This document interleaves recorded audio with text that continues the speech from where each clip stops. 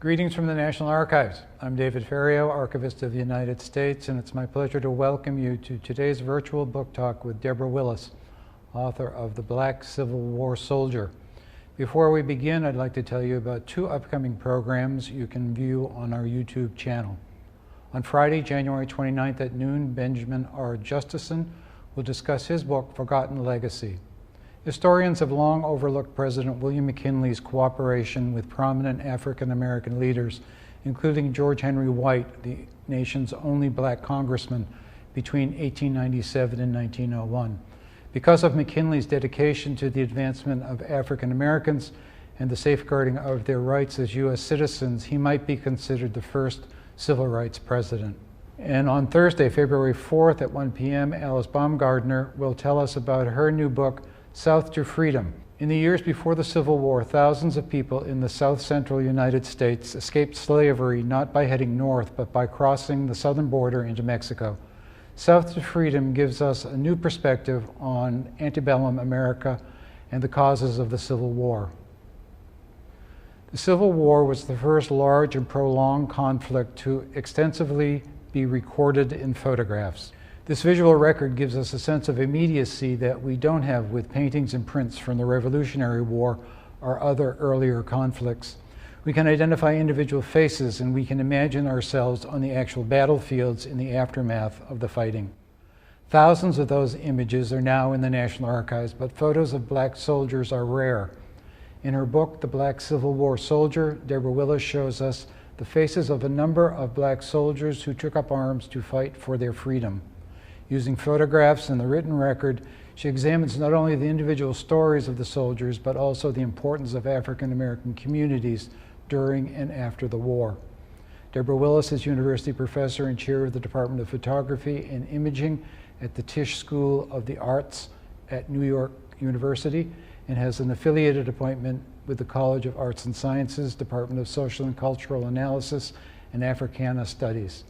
Willis is the author of Envisioning Emancipation and Michelle Obama, both of which received NAACP Image Awards, as well as Posing Beauty.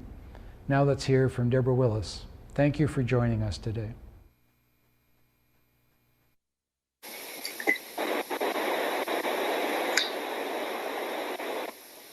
Thank you. Welcome and good afternoon, everyone. I'm excited to be here, and I thank the National Archives for this invitation to share my work and inviting me. It's really exciting to consider the work that, a place where I did a lot of work in terms of research at the National Archives, focusing on my topic.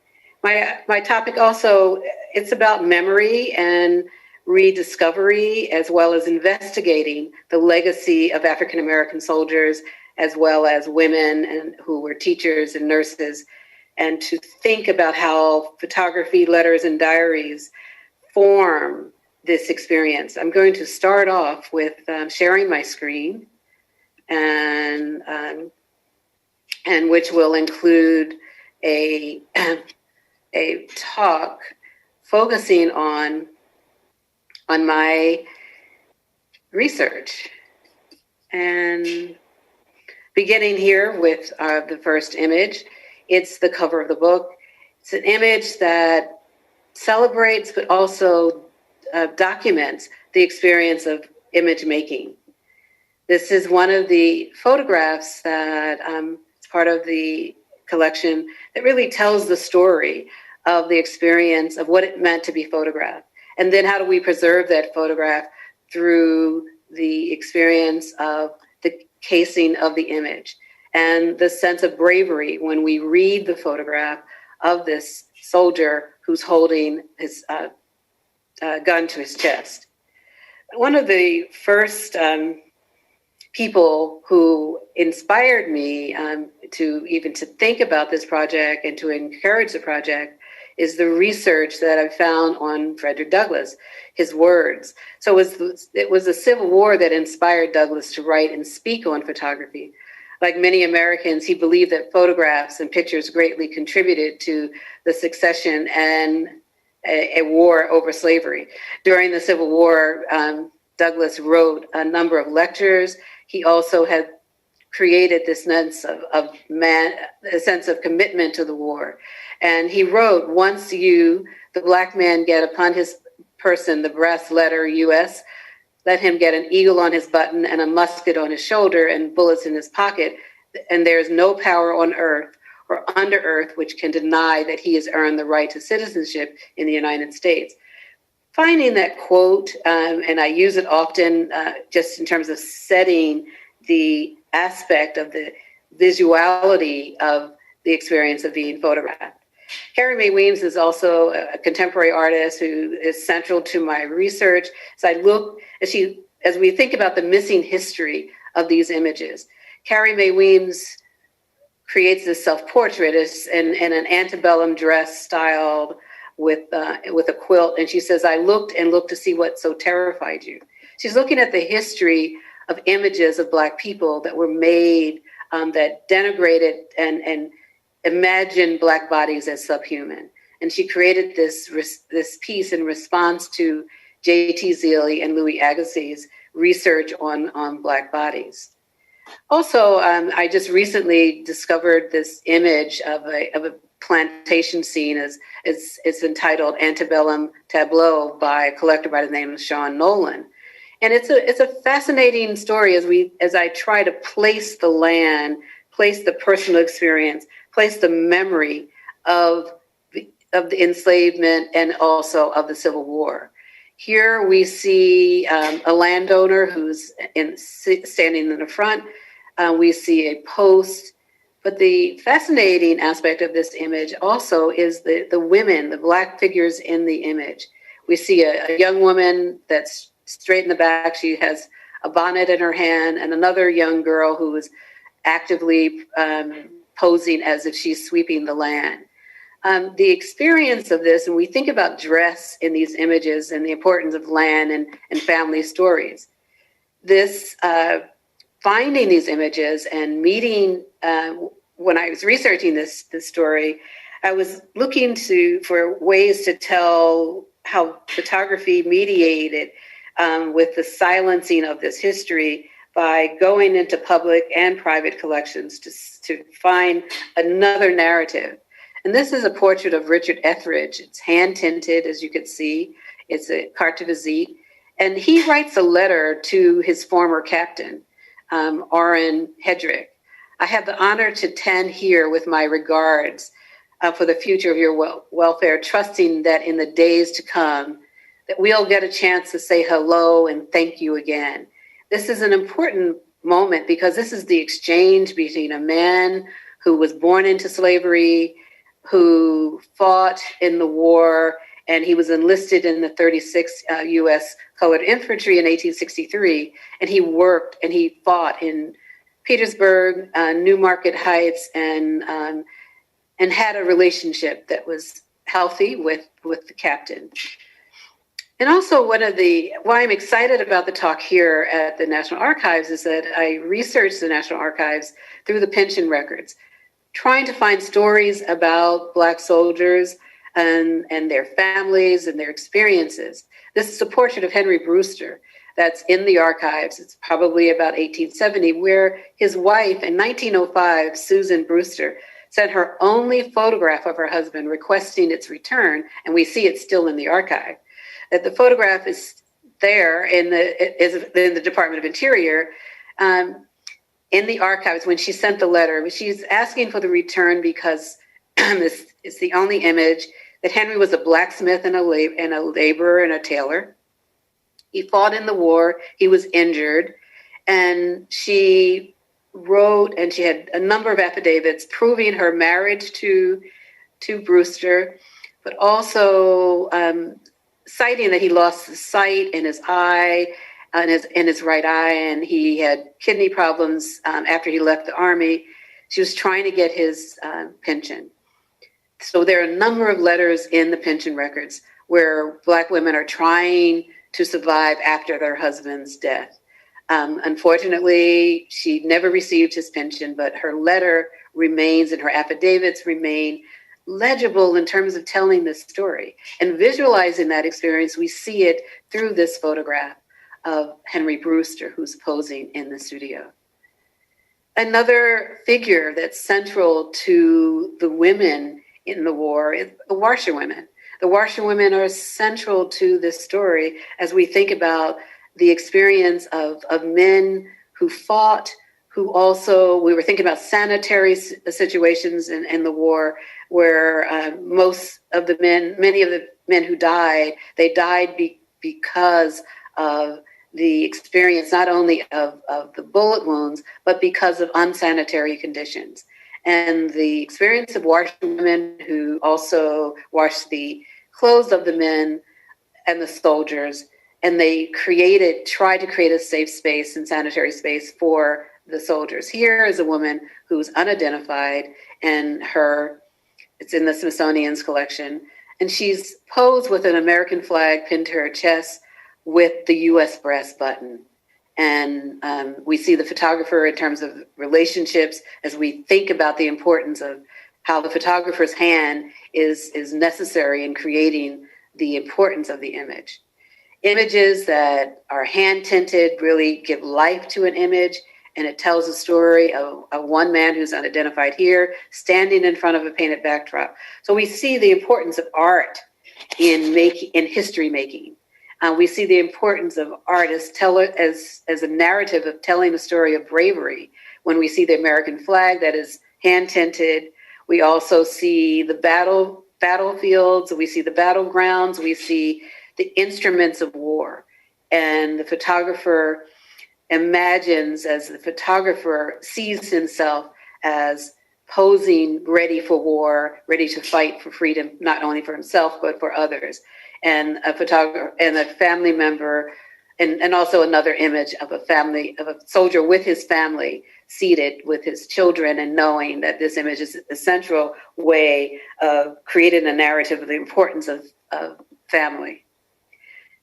Women wrote letters to their husbands, and it's really, as I tell this story, I think about the experience of women who wrote to Abraham Lincoln about equal pay, not only the wives and mothers, but soldiers as well. As they fought, they understood their presence, their importance, and so in terms of these portraits, they were central in circulating the humanity of these subjects. So here, this is in a private collection of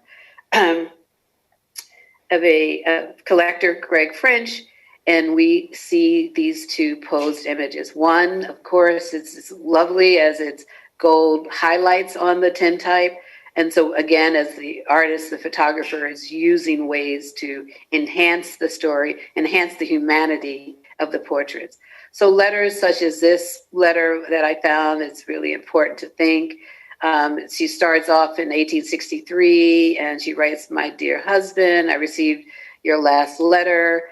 And then ending up, I say, "Tell Isaac that his mother and others got clothing that they sent." So there's an exchange of community when we see this letter from Martha. "Farewell, my dear husband, from your wife," asking him to write soon, to experience these moments of gratitude about the war, but also worried about the experience of their children and other people in the community that they left.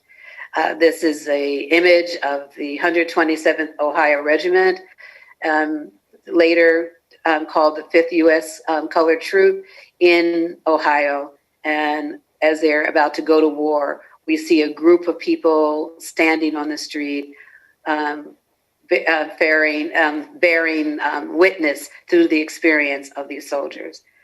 And in terms of the war and the importance of history, Barbara Krauthammer and I, when we created and worked on the book, Envisioning Emancipation, we wanted to think about self-emancipated people, women and men who are also known as curious as runaway. And this is a, quote, runaway ad from Louis Manicault Plantation and his papers. And this is where he highlights he's a $50 reward for a woman by the name of Dolly.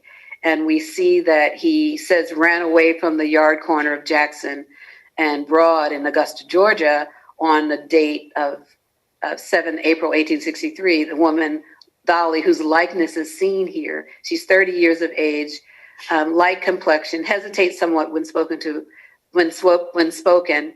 and with a fine set of teeth, but rather good looking and not healthy. So his letter, implicates her good looks, that she's free, that she ran away, but she was enticed off, as they said here, by a white man. And as research has, subsequent research has shared, that it could have been a Union soldier, it could have been her lover. So there are different stories, and there's here a photograph of Louis Manacle in South Carolina. Portrait of Susie King Taylor is thinking about the aspect of Susie King Taylor and her diary in her book. She understood that soldiers desired to communicate with their loved ones and to write letters. And she says, I taught a great many of the comrades in Company E to read and write when they were off duty. Nearly all were anxious to learn. And also her husband also worked with her on that. This is a fantastic image in the scene in Beaufort, South Carolina, with a regiment as entitled composed of quote, escaped slaves in formation. We see the land, we see the importance of this image and the rarity of space. But the comportment of the pose of the men in uniform says a lot about the next step, where they were prepared to move forward. And I'm going to walk through some images here that we rarely see, but we see in private collections, and the importance of photography, and how the picture gallery was a central place for the soldiers to enter, safe place to create a sense of identity and to create an image of soldiers who were on a mission to create a story about the fight for freedom. This is a group of soldiers in Port Hudson, Louisiana, and this is the Provost Marshal office in Port Hudson. Outside, we see the range of people. We see soldiers, we see men and women who are standing outside. In terms of dress, we see that some are known as called contraband, as they were seen as they're entering into a space of freedom and moving out of slavery. And these are images where we begin to see a narrative again of masculinity that countered the negative images that were presented of Black people, of Black men, that had the demeaning images that circulated of Black figures. So we see a sense of nation building and citizenship with these images. There are images in the collection, in the book, of Abraham Lincoln, with some of the generals that we know in history, to an image here of Nicholas Biddle, who is from Pennsylvania, in Pottsville, Pennsylvania, who in 1861 is known as the first wounded man in the Great American Rebellion, 1861, April 18th. And he was wounded in Baltimore when there were a group of men, company, militia, volunteer militia from Pennsylvania. They marched through the city of Baltimore on their way to defend the Capitol in Washington, D.C.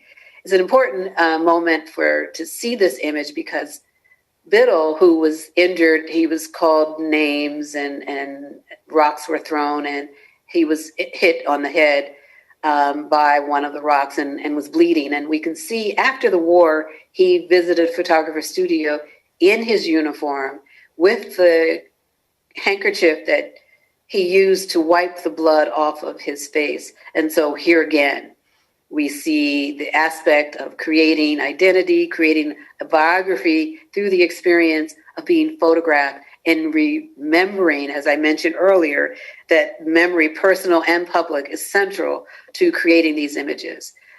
We have sailors, We also have journalists, and in the book, when I began the research, I wanted to have firsthand accounts of soldiers, as well as their letters, but also journalists who wrote about the experience of witnessing the war. And this is by William H. Johnson. Prior to Black people entering the war, he was able to write about the experience, and he was a war correspondent for the Pine and Palm during the first year of the Civil War. And he wrote a number of amazing articles that visualize the Union's experience and the sense of bravery that meant to most of them. He also talked about the loss and what happened through this experience. Another figure, Alexander Heritage Newton, and his image here, this is in the collection of the Beinecke Library. But Newton also wrote about his experience in the war, and as well as his enslaved experience, as well as helping people through the Underground Railroad. And he says, I was born under the regime of slavery, a free child, my mother being a free woman. My father was a slave, so that in my family, I learned what slavery was firsthand. I felt it's accursed in my bones, and I longed for an opportunity and the power to play the role of Moses on behalf of my people. So in terms of that, and just the poetics of his language and writing, helps guide even the pose of his image, as we see, and he's on the left, and we see that experience. He also writes about the experience of the colored orphan asylum in 1861. So we all know that during the time this was burned down in New York, and this battle about Black people, part of the that whites were joining the war, fighting the war, and Blacks needed to be a part of this experience and wanted to be a part of this experience. There was a soldier by the name of James Gooding who lived in the orphanage in 1846. And so he joined the 54th Mass. And he wrote also a letter and books about the experience. And he also wrote the experience that he had 48 letters in the New Bedford Mercury about the war from 1863 to 1864. Images here is titled Contraband. And here we see the 13th Mass. We see women. We see a woman who's pregnant. We see a young woman, the pregnant woman, who has her arm wrapped around possibly her mother or an older woman. The older woman who removes her bonnet from her head to be photographed. And the range of people in this image, from children to older people to nurses to men wearing suits and jackets. And so we begin to see the formation of the experience of people who were seeking their freedom. This is African-American hospital workers, including the nurses in Nashville, Tennessee. And this famous, well-documented image of Gordon, who was titled The Scourged Back, and it was used by the abolitionists. And there's a man in Scotland who says that I found a large number of the 400 contrabands examined by me as badly lacerated as a specimen represented in this enclosed photograph. So traveling through Boston, this person, Scottish scholar John Francis Campbell, he actually purchased this, as he says, a pro-Lincoln political photograph. And we see the text on the back of this image by Colonel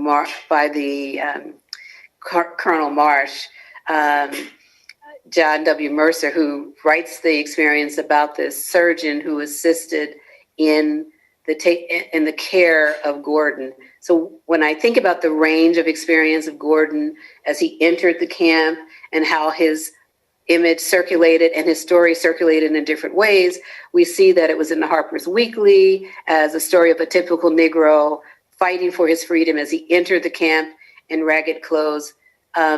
showing and posing the lacerated back to wearing the uniform. And so when we again see the range of experience, to a Confederate soldier with Sergeant Chandler from the 44th Mississippi, to Silas Chandler, who was his servant, who was freed, and then continued to stay with the sergeant when he was wounded. Images of mothers and family members and wives, their role played heavily in the visualizing women. And Tara Hunter writes, while women asserted claims of citizen wife or soldier's wife, they were not readily granted either. And yet they carefully chosen self-descriptions to find how they were at once vital to and undervalued by the Union. So this speaks a lot about how women played their role and visualizing their experience and constructing their stories and their memory about using photograph as memorializing this experience. Images of soldiers, just a Rhode Island carte de visite, women again in terms of teachers, as we think of Harriet Jacobs in her school in Alexandria, Virginia. She says, I must say one word about our school, and she talks about the children and the importance of the scholars in the community, and she was concerned about the health of her daughter. These are all significant ways of how we read images of contraband, images of men and women and children who were enslaved. This is another image here of the Smith Plantation in Beaufort, South Carolina. Images of Harriet Tubman and significant images of the call for men and women to join the war by Frederick Douglass. So here, as I move forward and considering our time, looking at the posing of the experience of the quiet moment of going into the studio, here is Colonel Shaw, who was head of the 54th. And we know before he left that he is posed considering the next steps. And he says, we have gone quietly along forming the regiment as he prepares for the war and how long it takes to get to South Carolina as they prepare for the war. This is an album at the Smithsonian, and we see that it's part of the gift of the Garrison family, the memory of George Thompson Garrison. And this is an album. And as I mentioned before, how the soldiers also entered in studios, the captains and other servicemen created albums of the people in their camps. And here, this is the outside of the album. The album is bound in gold leather in terms of the gold leaf clasps, but we see the power of images, and they're compelled to tell me the stories, to push forward, to tell the story from William Carney with his flag in terms of his image, what he used throughout his lifetime of the importance of the war in his story. The narrative of history lessons, as we think of portraits, this portrait of Charles Douglass, who's Frederick Douglass's son, who after his father sent the call to arms, colored men call to arms, that this is a way of looking at his history, posing as before he enters into the war, but the pose as he's prepared to fight with his brother, Lewis Douglass, who has a number of letters in exchange with his fiancée, Amelia. And one he writes, he posed for the photographer in Boston. His photograph is in Howard University, Moreland Spingarn letter collection. But he says, I've been in 2 fights and I'm unhurt. I believe we'll have another fight tonight. He says, if I survive, I shall write you a long letter. And then he describes the people who were wounded from her city in upstate New York. And then he writes another, my dear girl, while I am away, do not fret yourself to death. Oh, I beg of you, do not. So he's also concerned about her life, her concerns. And his fiancée, he talks also about the experience of the welfare of the men in the camp. he talks about the loss of the three who died in Fort Wagner. And these are experiences that give life to the images, that breathe life into the images as they weave a story about the history of the not only the iconic moments, but also the Southern landscape, and how letter writing and slave narratives were important in creating my story that I was fascinated with. And here's a letter by Amelia. She says, "My dear Lewis, I was very glad to receive yours. I expected to hear from you. I heard that you were ill." So there's, and then her photograph, hand-tinted photograph, when we began to see these experiences of women, how they envision themselves. Charlotte Fortin's journal, she has a wonderful diary of her experience when she met Robert Shaw. And he came to take tea with us, and afterwards they stayed to the Shout, which was a religious meeting, and he was really excited about the experience of going to a praise house to see the, quote, shout, as she describes. And she was delighted to find that he was one of the very best and most spirited that he had men that he had met. She says that Colonel Shaw looked and listened with the deepest interest. And so he expressed his gratitude for inviting him to the Shout.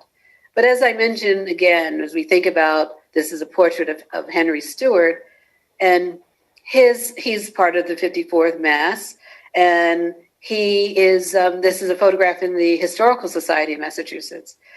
Disease was the #1 killer of many of the combatants during the war, and that he was a non-commissioned officer, as many, and Stewart was actively engaged in the recruiting of soldiers in the regiment. He died of a disease at the regiment hospital in Morris Island on 27 September 1863, and his estate was paid $50. So the sad story, he was only in the war less than 6 months and died. He was a recruiter. And unfortunately, the stories that he experienced through the unsanitary experiences. And here is a portrait of Christian Fleetwood. He writes that Fleetwood. He writes that he's from Carroll County, Maryland, and I get excited about some of these stories because I love the fact that issued a forage cap or a kepi bearing a brass bugle above it. The number 4, a uniform coat, dark blue wool, and an overcoat, 1 pair of light blue woolen trousers, a bootie, 2 shirts, a knapsack, a canteen.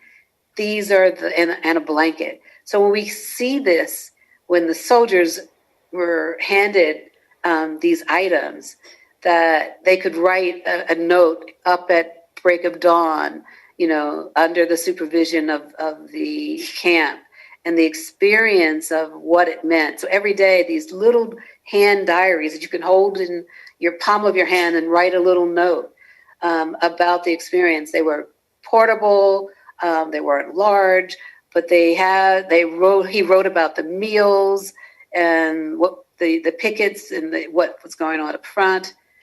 And then the best discovery was Jill Newmark's research on Black surgeons. And she had an exhibition at NIH. And here is a photograph of Anderson Abbott. And he was appointed an acting assistant surgeon in 1863. And he worked at the Freedmen's Hospital, which is also the Contraband Hospital, during the war. And so we see his photograph. It was in the collection in Baltimore. We see another surgeon, and he writes about the experience on the 14th, the most event of my life occurred. I drew $100, less war tax $250 for medical services rendered to the U.S. government. My draft was in favor of assistant surgeon rank, first lieutenant. I read the address several times, and I liked it. I confess it read strange to me. So reading that he was paid a certain amount of money, even though he didn't like the experience of the war, but he was there to take care of some of the wounded men and that experience of wearing his uniform. Another, Alexander Augusta, who also wrote to President Lincoln, saying he wanted to intended to apply for an appointment to become a surgeon for the freedmen.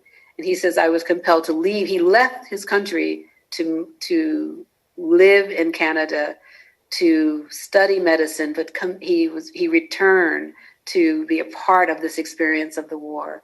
And here's his photograph and his letter. We see Sojourner Truth part of this, and another group of photographs by white officers who photographed some of their the men in their camp. And we see ranges of images of photographs that tell a different story. A marriage certificate. W.B. Du Bois organized an exhibition in 1900 of the Medal of Honor men who were part of the Civil War, and he put that in an exhibition in Paris. And this is a photograph that was on display there. An important image that's at George Eastman House, where Lewis Hine photographed a family in their home. And above the fireplace is the Fort Wagner, a drawing of the Fort Wagner unfortunate death of all of the men who died, including Shaw. And we see this as a part of the artwork on the wall, and we see the importance of the memory of that experience. And contemporary artists such as Wendell White, looking at the history of these images and the experience of the images that are in the archives, and he's making contemporary images about these experiences. The notion of the Grand Army of the Republic, the veterans of the war. This is a parade in May 30th, 1912 in the Blockson Collection at Temple University. Young women and men walking with their grandfathers and fathers marching through the streets. Carrie May Weems, another artist who's also looking at that experience of the war and making art about it. And she photographed the monument in Boston. And here it's titled, Restless After the Longest Winter, You Marched and Marched. And from that experience, Carrie is looking at the experience of an artist who used this story to recreate the monument and to dramatize the long marches, the cold winters, and photographing this at a time when the 54th left the city. And it says that at the 54th Regiment marching down Beacon Street on May 28, 1863, they left Boston to head south.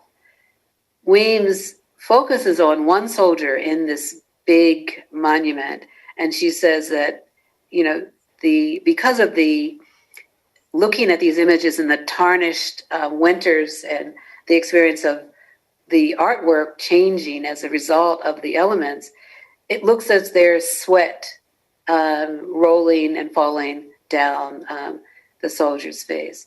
And the way that this brings life to the experiences of contemporary artists who are looking at the war, such as William Earl Williams's image of Sergeant Carney Monument in Norfolk, Virginia, that was built by Black people in that town. And then Linda Ford Roberts, as she's photographing in North Carolina and thinking about death as well as the experience of the burial grounds that divided in death and divided in life. And here we see the two sides of a cemetery. And then ending with images of women who worked for the Union and the Confederate hospitals. They were nurses and cooks and laundrywomen. And here are some photographs that are in collections. And one of my I really love this image as in Arlington House as a way of the responding to looking at this image. And this is a Selena Norris Gray's image that she was when she fled when Robert Lee left the house. And here we see she is credited with saving some Union soldiers and saving some of the heirlooms from belonging to George Washington that were stored in the house. So has this complicated role in history where she's working with both sides and at the same time understanding the role that she has in history. By looking at this photograph, we see her with these two young figures, but dress again is a central story in this. So I'm going to stop sharing the screen and open up for questions.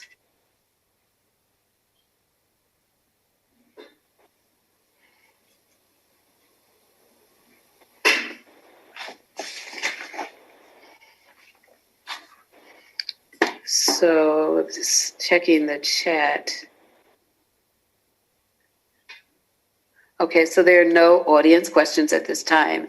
And this work for me in terms of the experience of this wonderful, let's say 10-year research follows a long history of, 4 years, we think about the war, but I'm amazed at the research that we see that gives life to these powerful images.